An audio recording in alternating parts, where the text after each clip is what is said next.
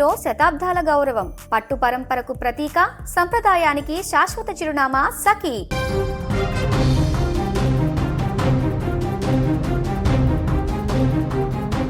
Groups కోచింగ్కు వెళ్ళి మరొకరితో living relationship పెట్టుకుందనే కారణంతో వివాహితకు ఆమె కుటుంబం హత్య చేసింది. అనంతరం దానిని సహజ మరణంగా చిత్రీకరించేటువంటి ప్రయత్నం చేసింది. ఈ ఘటన శ్రీకాకుళం జిల్లాలో చోటు చేసుకుంది. పోలీసులు తెలిపిన వివరాల ప్రకారం టెక్కలి పోలీస్ స్టేషన్ పరిధిలో జూన్ 1న రాత్రి దుంపల హరిణి 24 సంవత్సరాల వయసున్నటువంటి ఆమె వివాహిత మృతి చెందింది. హరిణి గుండెపోటుతో మరణించిందని ఆమె కుటుంబ సభ్యులు మరుసటి రోజు అంత్యక్రియలు కూడా నిర్వహించారు.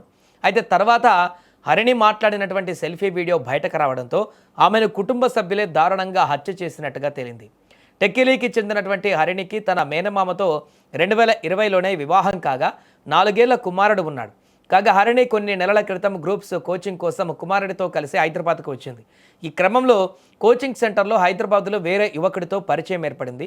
అది కాస్త వివాహేతర సంబంధానికి దారితీయడంతో విషయం హరిణి తల్లికి తెలిసింది. దీంతో కుటుంబ సభ్యులు పద్ధతి మార్చుకోవాలని హరిణిని హెచ్చరించారు. ఈ క్రమంలో హరిణి భర్త నుండి విడాకులు కోరుతూ పోలీస్ స్టేషన్లో ఫిర్యాదు చేసింది. తాను హైదరాబాద్లో పరిచయమైన వ్యక్తిని వివాహం చేసుకుంటానని భర్త తల్లితో గొడవ పడింది. ఈ నెల 31న పెద్దల సమక్షంలో విడాకులు ఇప్పిస్తామని టెక్కలికి పిలిపించిన తల్లి కూతురును హత్య చేయాలని నిర్ణయించుకుంది. దీంతో జూన్ 1న హరిణి తల్లి, తాత, భర్త కలిసి ఇనపరాడ్డుతో కొట్టి హతమార్చారు. అనంతరం రక్తం మరకలను కనిపించకుండా చేసి గుండెపోటుతో మరణించింది అంటూ మరుసటి రోజు దహన సంస్కారాలు చేశారు. అయితే అప్పటికే హరిణి ప్రియుడికి తాను జూన్ 5న తర్వాత హైదరాబాద్ తిరిగి రాకపోతే ఏదో సివియర్గానే జరిగిందని భావించారని, తన కుటుంబ సభ్యులపై అనుమానం ఉందని చెప్పింది. హరిణి మరణ అనంతరం హైదరాబాద్లో పరిచయమైన నాగేంద్ర అనే యువకుడు పోలీసులకు సమాచారం ఇవ్వడంతో అసలు విషయం బయటపడింది. కేసులో నిందితురాలిగా ఉన్న హరిణి తల్లిని, ఆమె భర్త దంతేశ్వరరావును, ఆమె తాతను పోలీసులు అరెస్టు చేశారు. భర్త అయిన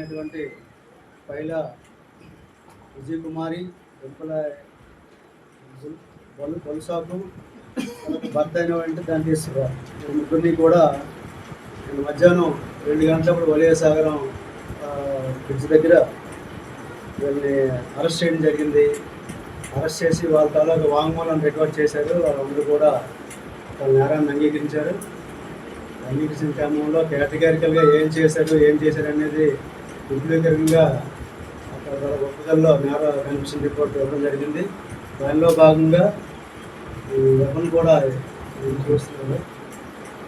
ఐరన్ రాడ్ ఉంది, ఇది కూడా వసపరచుకోవడం అయింది. మొబైల్ ఫోన్లు కూడా వాళ్ళ దాదాపు వసపరచుకోవడం అయింది. ఇంకా సీరియల్ అనాలిసిస్ కూడా దాన్ని చేసి కేసు పకడ్బందీగా మేడౌట్ చేస్తాం.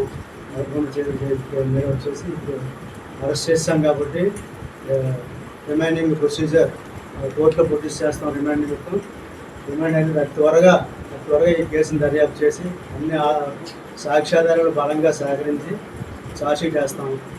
ఈ కేసులో మనకేంటంటే కొంత బిగినింగ్ నుంచి కూడా గౌరవనీయులు జిల్లా superintendent of police Shri KV Mahesh Reddy గారు మా ఇద్దరికి కూడా మంచి చక్కనైనటువంటి ఇన్స్ట్రక్షన్స్ ఇచ్చి మమ్మల్ని ముందుకు నడిపించారు.